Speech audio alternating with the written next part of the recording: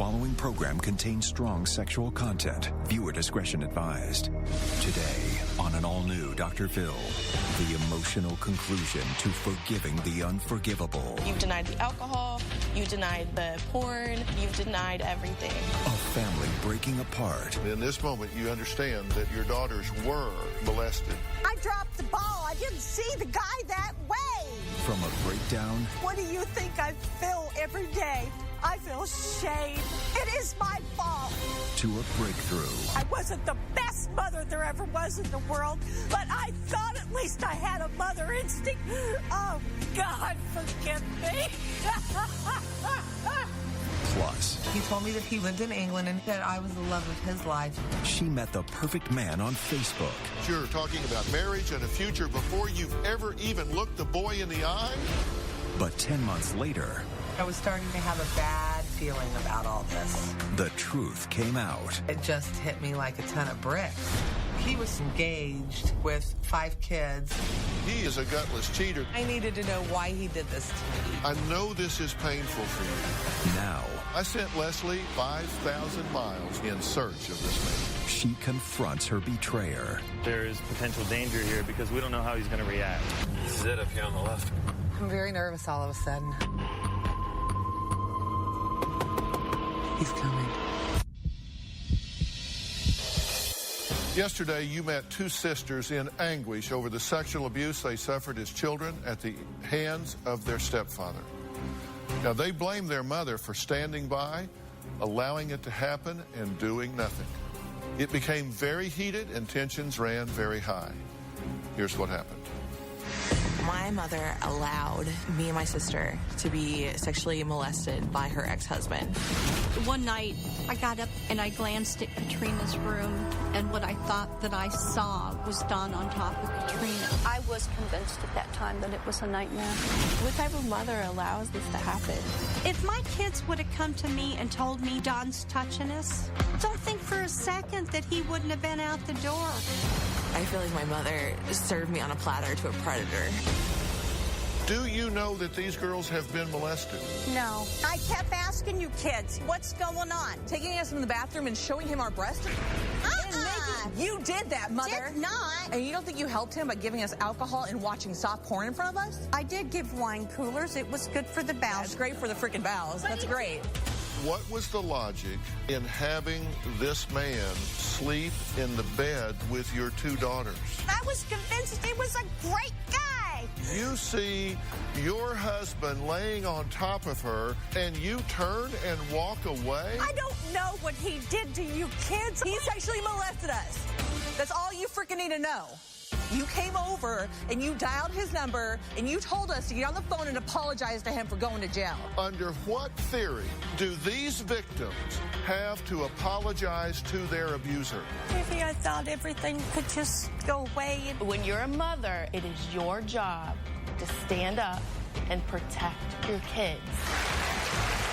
I've taken this for years. You've taken this for years. You need to take it for years. You should have freaking been arrested for your part in this. And I am so sick of you sitting here playing the victim. I don't want you in my life anymore, Mom. If you don't want to be here, if you don't want to put the effort in, then excuse yourself. Say that to a mother. How dare you say that? How dare I say that? Yeah, how dare you say that? These are my daughters. Then act like a mother. You need to put that behind you. No, I did not stand behind a sexual molester. You did too. You basically let him know that what he was doing to us was okay with your actions. It was not. A molester comes into your home, he rips it apart, he walks away, and you let the woman stand. Now, I'm going to try to bring some order to this. Good luck. Oh, my God. I didn't really want this to turn into a mom bashing thing because I don't want to hurt her. I'm going to try to bring some order to this. Are you serious? Sorry. She really cares about you getting hurt. I think he wants to talk. Yeah, I think I need to say something here. Okay, stay with me here. As you sit here today, today, 2011, and you hear from your adult daughters, do you believe, accept, and acknowledge that they were, in fact, molested as children? I would not think different. If they had told me, I would have never thought different. Okay, I wouldn't have believed him. I'm going to believe my all right, child. You need to, I'm going to try to get you to stay with me here. I'm asking not then, I'm asking now. Because you've vacillated back and forth during this conversation saying you didn't believe they were, you did believe they were. Do you believe now? I'm not back and forth. I'm just trying to say that I didn't know about it. Okay, I get that. I get that. But I'm saying, as these adult women sit in front of you here, these grown daughters, and they tell you that they were in fact molested by the man who was convicted of molesting them and sent to prison for molesting them, do you accept and believe that they're telling the truth here? Of course I do. It's important for y'all to hear that she's not in denial about that as she sits here today. Now, not even God can change what has happened. The only time is now. The past is over. The future hasn't happened yet. The only time is now. The only place is here. And the only people that are in it are us in this moment.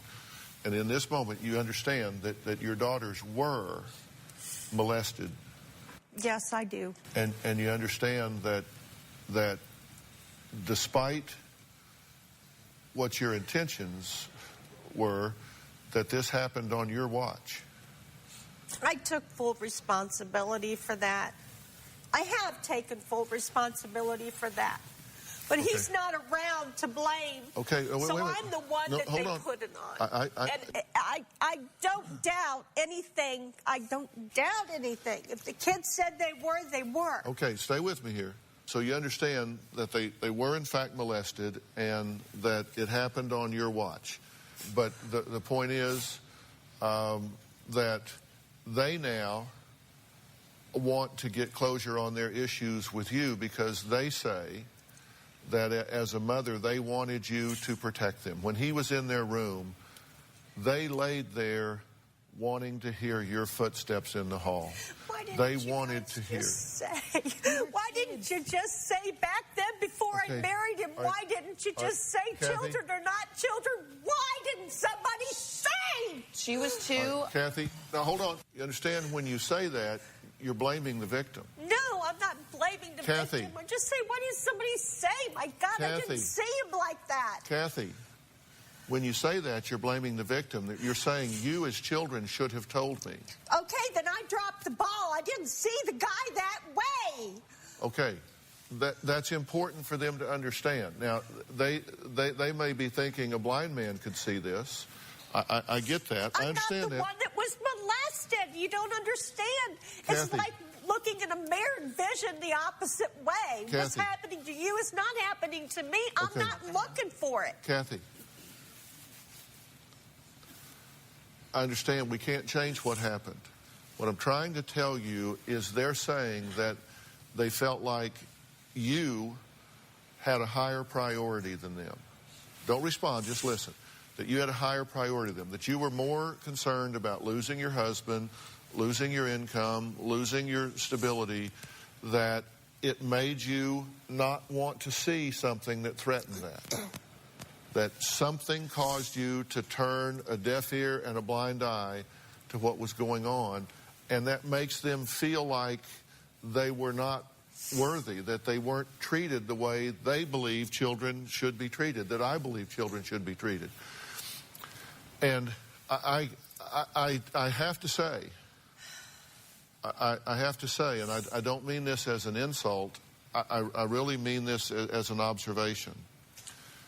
In hearing your logic and reasoning today, I can understand how you may have deluded yourself into denying what was going on at the time. No. Now, I'm going to flat out tell you. If I knew that my kids were being sexually molested, he would have been gone. Okay. And you can say, oh, my God, all you want. I don't care. When I leave this room, I'll say the same damn thing until I die. But it's not the truth. Well, not to you, it's not the truth because you want somebody so the to truth blame. came out, Me. Go and ahead. you stood behind him in court. So you can say that I would protect my children all you want to. Your father but you had didn't. custody of you sitting on that bench. Yeah. That's it. So There what? was other rows. Okay, There was Kathy. like Rows behind that, you It could have had doesn't the very Okay, back all right, courtroom. this is going to stop. You know, I want to finish what I'm saying to right. you, and then you're either going to let me finish or I'm going to send you guys out of here, but we'll be right back.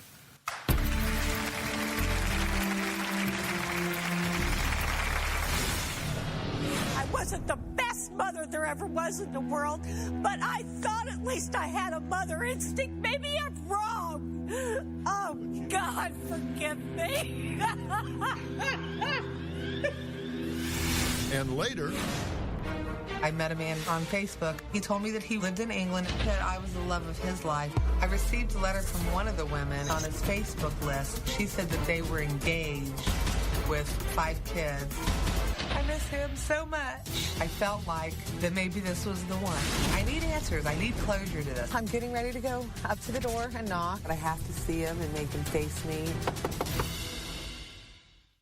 Tomorrow on an all-new Dr. Phil, they marry foreign women. David treat me like the slave. Are they abusing their mail-order brides? You think that I'm just an evil person? you can be very overbearing. Tell me something that really can help. Come on. I will as soon as you stop talking. Or are they just lonely men getting scammed? Everybody thinking, yeah, like she's going to be with him. No offense, but you look like my former wife. Then on Monday, If someone is disabled, you find that unacceptable. Handicapped people make me feel uncomfortable. she's proud to be a bully. You bullied your cousin with Down syndrome? That's Monday.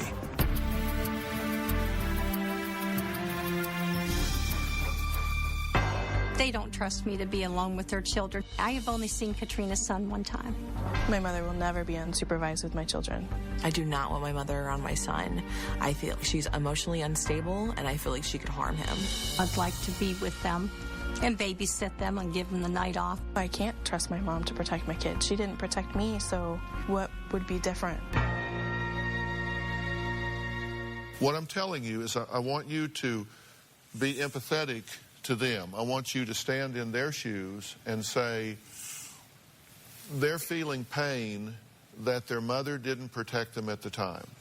And you say, it did not register with me. I did not see the warning signs. I did not get the gravity of the situation here. True? I ask all the time. I ask them all the time. If something felt wrong, I ask. You know? Right. Maybe I'm stupid about these things. Yeah, nobody ever expects some molester to come in their house. Well, of course you don't. Of course you don't. But you understand that they feel like they deserve better, that you should have seen it.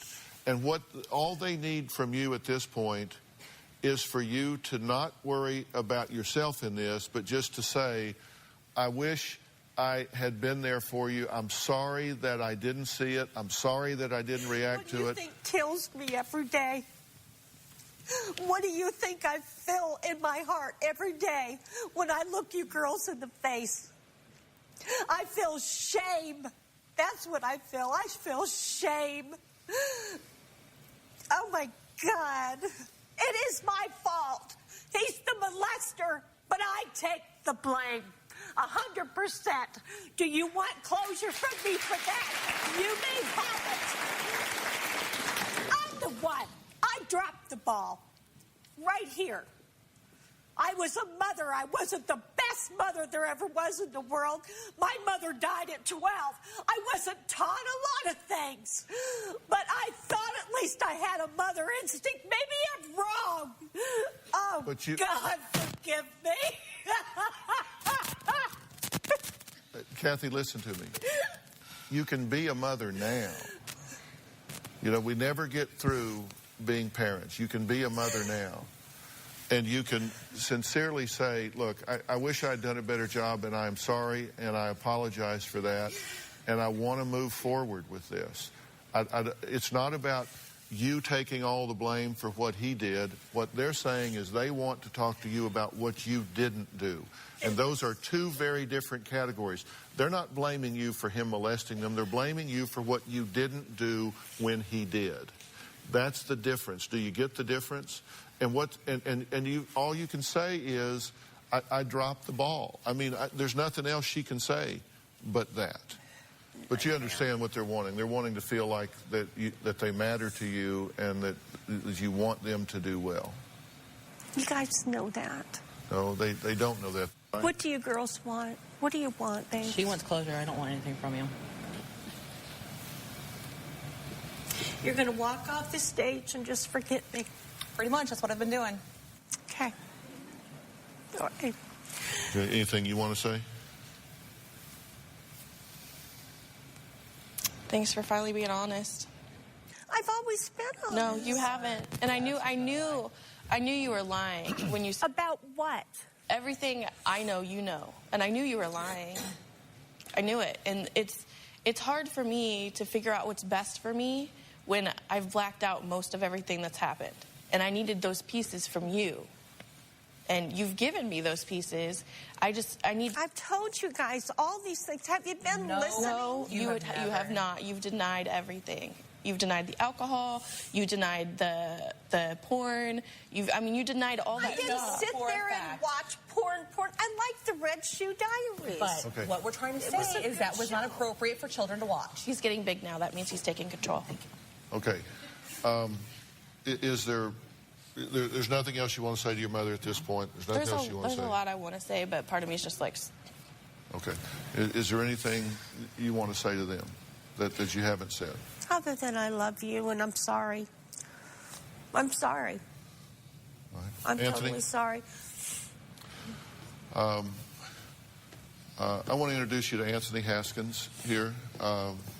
Anthony, this is Kathy. Say hello. Hi, Kathy. Pleasure to meet you. Anthony is our resource director here that helps us with people after the show, because when we're done here, this is just a beginning place. I've never been under the impression that I'm doing 8-minute cures between commercial breaks here. I try to get people started in the right direction, give them a wake-up call, and get them moving forward. And I think a lot of people, when they leave here, need further help and support along that way. And I'm going to ask you to take Kathy now and sit down and talk about this, because I think she needs some help with her feelings and with this relationship, so I'm going to want to arrange that for her. And I'm going to hope that you're going to take advantage of my doing that for you, and taking the help that I'm offering to you. Please take it. So I think it would be good for you, help you get some peace, and maybe create a foundation for going forward here. So Anthony, if you would take Kathy, and then we'll talk to you some more.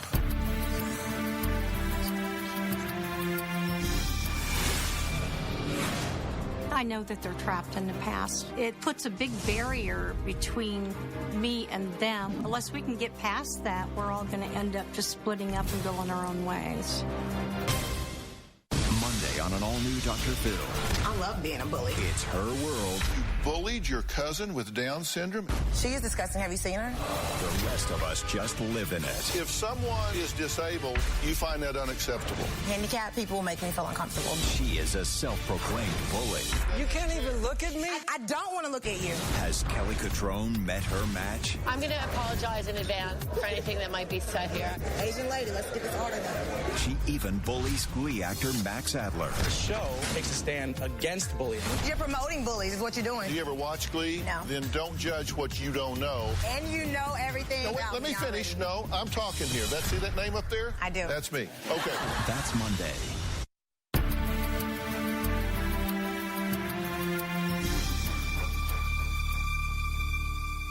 I want to be straight up honest with both of y'all about two things. First off, I am very impressed with the manner in which you conducted yourselves today.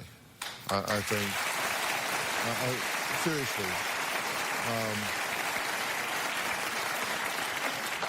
takes a lot of courage to come here and give a voice to this. And I know you're here because you want to help yourselves, but I'm also going to tell you that you have given a voice to so many silent victims in America today, and God bless you for doing that. So I thank you for that as well.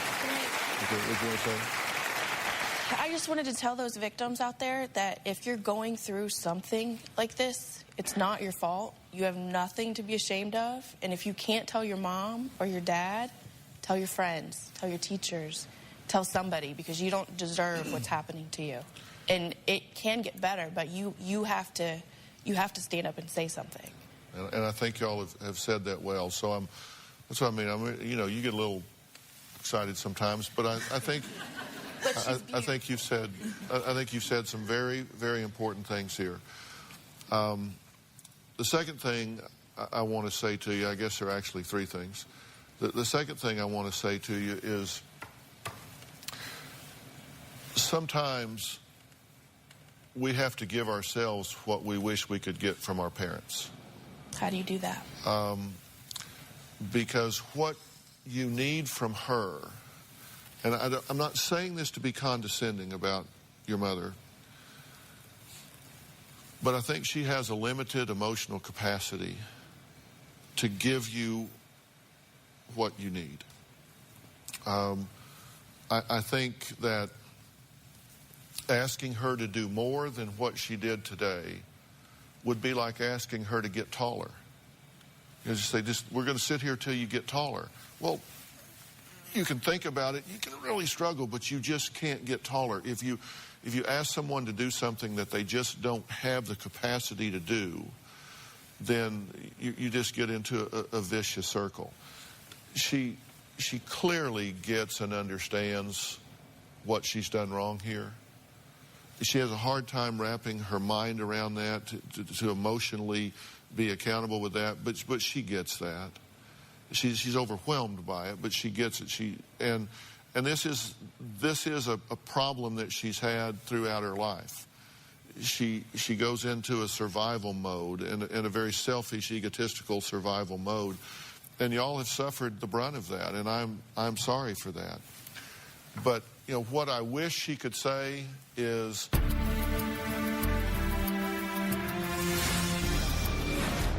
I do not want a relationship with my mother. Even if I did forgive her, I wouldn't want her in my life. To me, she no longer exists. I'm the wife of a sex offender. This is who I am. This is my identity.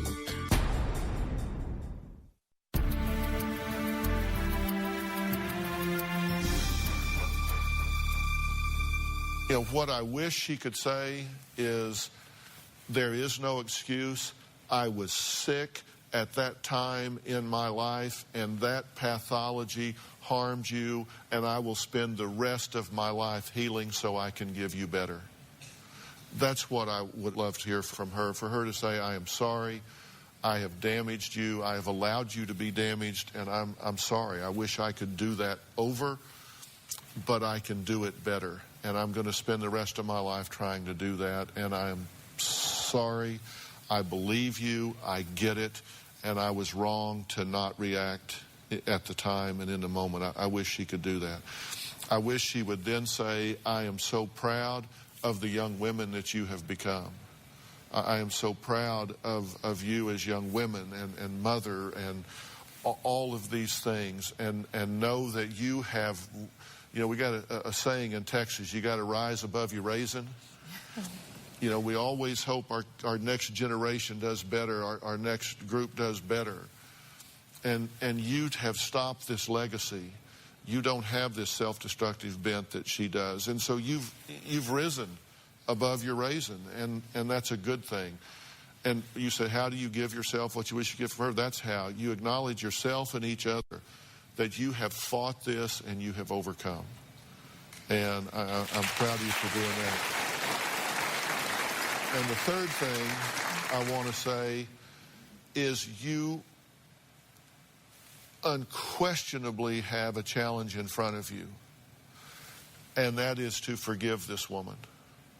And that is so important for both of you. And I know you don't want to hear that right now, but I'm telling you, I understand, but I'm telling you, if you have hatred and bitterness and anger towards another person, you are locked in a bond with them, and they control you. And it will change who you are as a mother, as a wife, as a sister, as a friend. It will change you. Those emotions are so pervasive. They're like a horrible smell. If a skunk came in here right now and sprayed this room, it would permeate every square inch of this room. And that's how anger and bitterness and hatred is. It's a stench that goes through your whole emotional life. It will cause children to not have their whole mother. It will cause you to have a part of you that you keep walled off. And forgiving her does not mean what she did was okay. Forgiving her does not say, okay, we'll forget about it. I'm not asking you to forget it. I'm not asking you to pretend it's okay or to sweep it under the rug. You're just simply saying, I refuse to invest my life in this. I refuse to have this negative energy draining me for the rest of my life. I will not let you and what has happened control me and change who I am. I forgive you. I give that up to God. He'll have to deal with that. I forgive you for me. I forgive you for me and the people I love. And I hope that you heal. I hope that you get better. And if you do, I'll meet you on a limited basis, a step at a time, on new ground. But I'm turning this loose. I am moving on. And I want both of you and believe me, it is a choice. Forgiveness isn't some emotion that sweeps over you someday. You just wake up, my God, I've forgiven her. It is a conscious choice you make that says, I let this go. You can't unring the bell. You'll never change what happened. You have to forgive it and move on. And that's the only thing you can do, but that's power that you have. Don't be a victim. Exercise your personal power to be free from this. We'll be right back.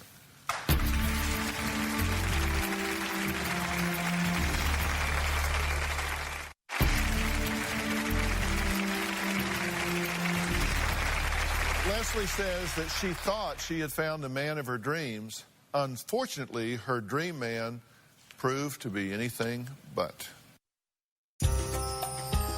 On Facebook, I met a man. It was nonchalant. We were just friends, and it progressively got to be even more friendly.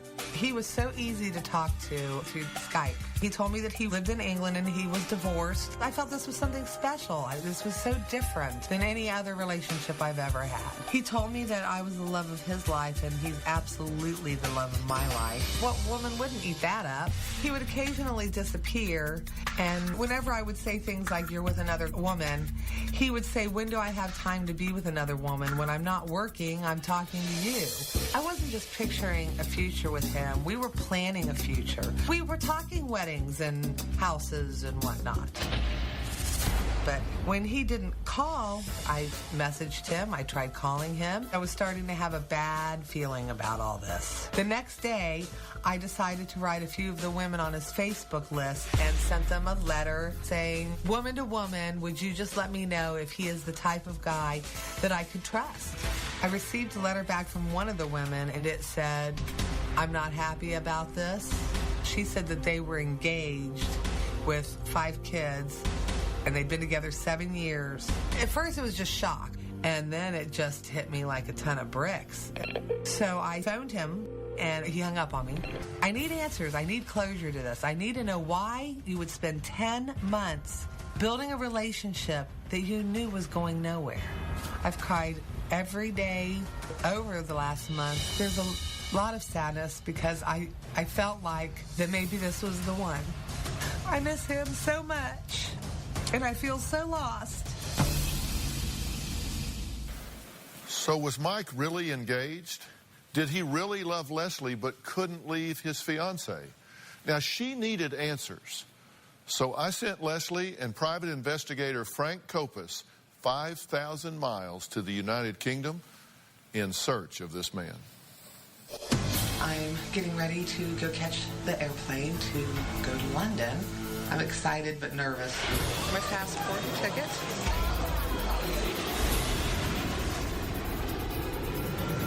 We're there.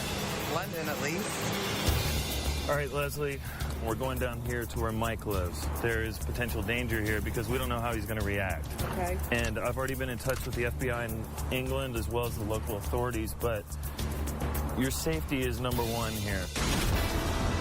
We are pulling up up in the town where he lives. This is it up here on the left, right? I didn't see any other lights on in his house. That's his bedroom, living room. I'm getting ready to go up to the door and knock, and I'm very nervous all of a sudden.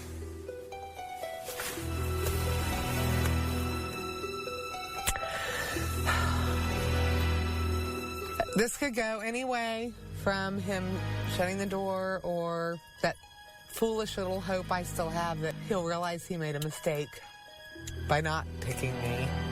I'm going to be standing right there. Anything happens or you feel unsafe in any way, just let me know. Okay. All right.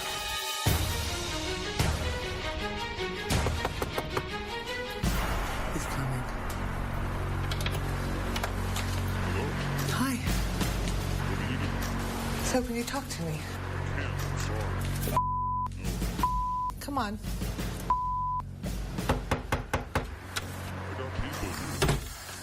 He's got people here. And I'm going to call him and see if he'll meet me later tonight or tomorrow. Hopefully he'll answer his phone, and if he doesn't, I'll go knock again. It's ringing. He's not answering. I'm writing him a note telling him that I'm only going to be here until tomorrow night and that I want to talk. I didn't come this far not to talk.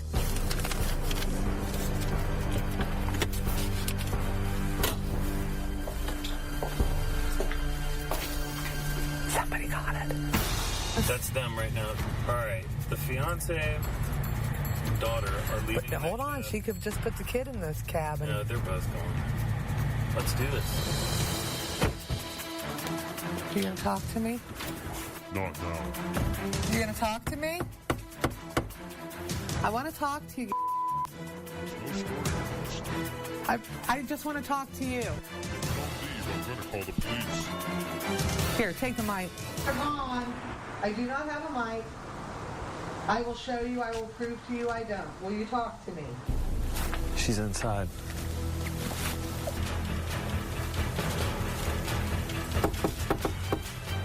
Hey, Leslie. Yeah, I'm okay. Okay, we just want to make sure you're okay. I'm just going to come out and say I'll be out in just a minute. Okay. All right. Take your time. Well, I got some answers. I'm okay. Now, just to be clear, we changed his name and voice. Now, next, we'll meet Leslie and find out why she says that Mike is still in love with her.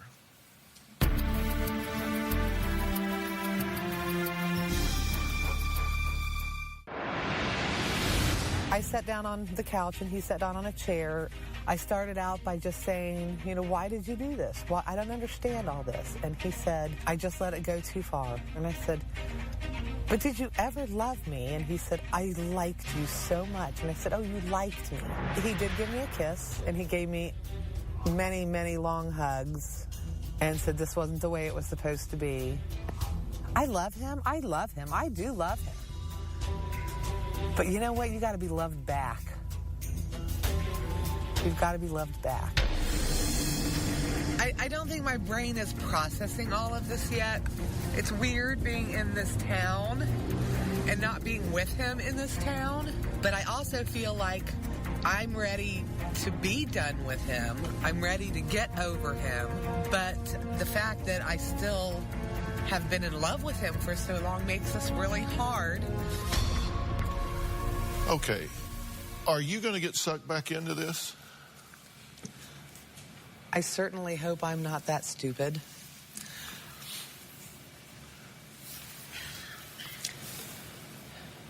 No. That sounds like a big maybe.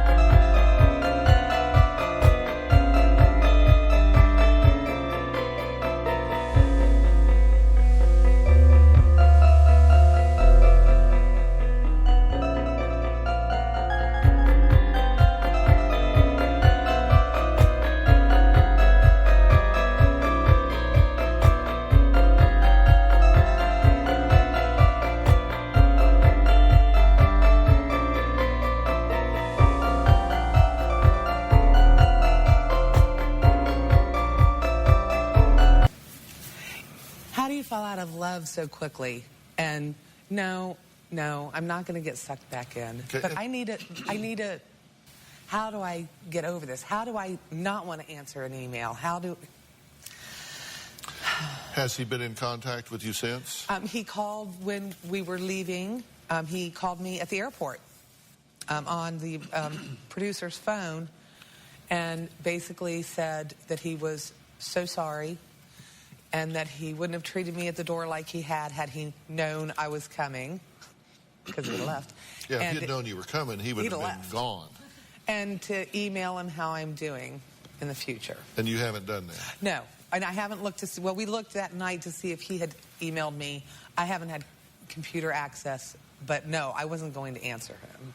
Okay, well, you're not inspiring confidence in me because you don't seem convicted about that. If I have to break your fingers, I'm going to break your fingers. Okay. Now, we got a statement from Mike. He didn't want to be part of the show, and as I've said, we've changed his name and altered his voice. But here's what he had to say. Leslie and I talked, and I am sure what she tells you is the truth. I have no desire to talk on the show, but I would like to say that I am extremely sorry for what I did. It was entirely my fault. The situation got like it did, and I feel bad for Leslie. After knowing her, she really deserves much better. What do you think about what he's saying? That's what he said to me. I do deserve much better. Well, but listen, so people don't think you just went completely crazy. He used to say a lot of different things to you, right? I mean, we've got a lot of his texts and emails from over the last 10 months. He writes, "You are the type of woman I could fall in love with." Quote, "I know you've been let down in the past. That's why I won't do that." Right.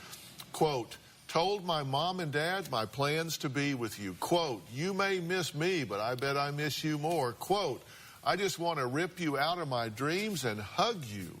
Quote, "All of my time is thinking of you." Quote, "I love you so much." Quote, "You're the best thing ever to happen to me." And it goes on and on. And hours and hours a night of conversation. And you spent one time 8 hours straight. That was our record, 8 hours one night. My daughter was at a friend's house. Okay, now let me ask you something. Why do you think we agreed to do this story, this fact pattern? Why do you think we sent you all the way to London, England? To help me get closure on this as to the whys. And maybe someone else out there will realize that, I don't know. I don't know at this point. I know I needed to know why he did this to me. But you have said that you think he really wants to be with you. He just doesn't have the strength to leave her. Right. The courage to leave her. You're still telling yourself that he wants you.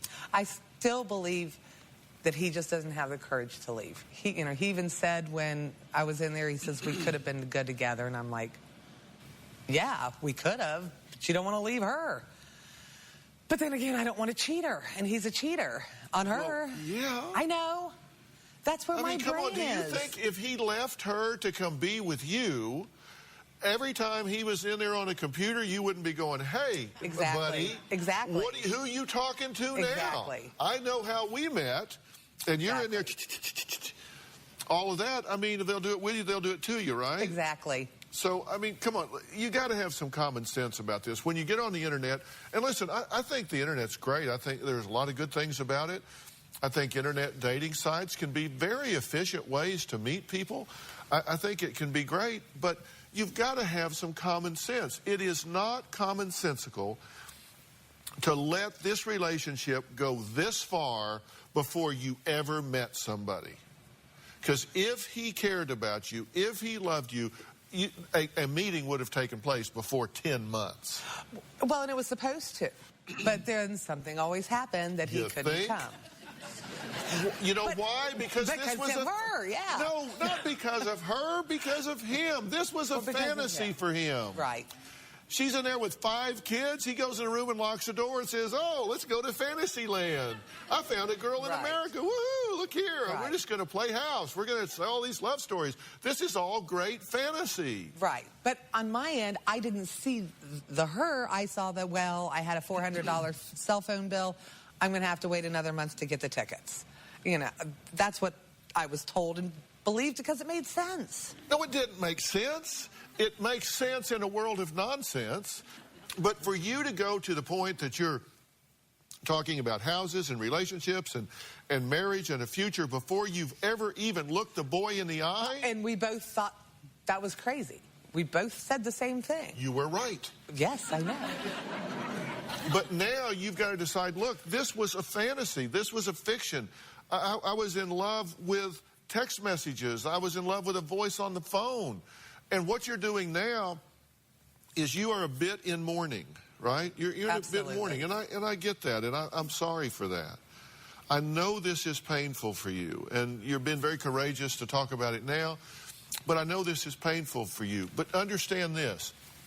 You are not mourning the loss of him. You are mourning the loss of who you wish he was.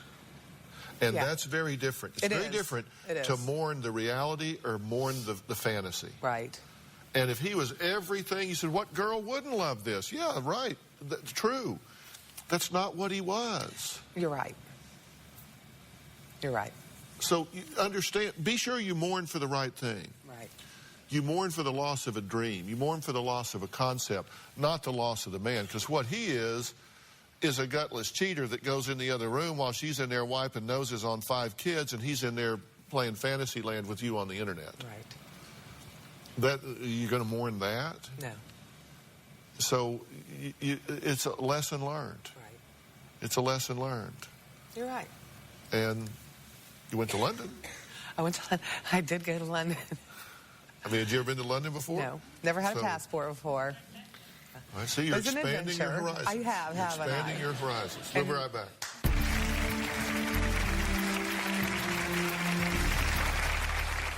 Well, I want to thank all of my guests today, and you can go to drphil.com. I want to hear what you think about everything that you've seen today. Thanks so much for being here. So long.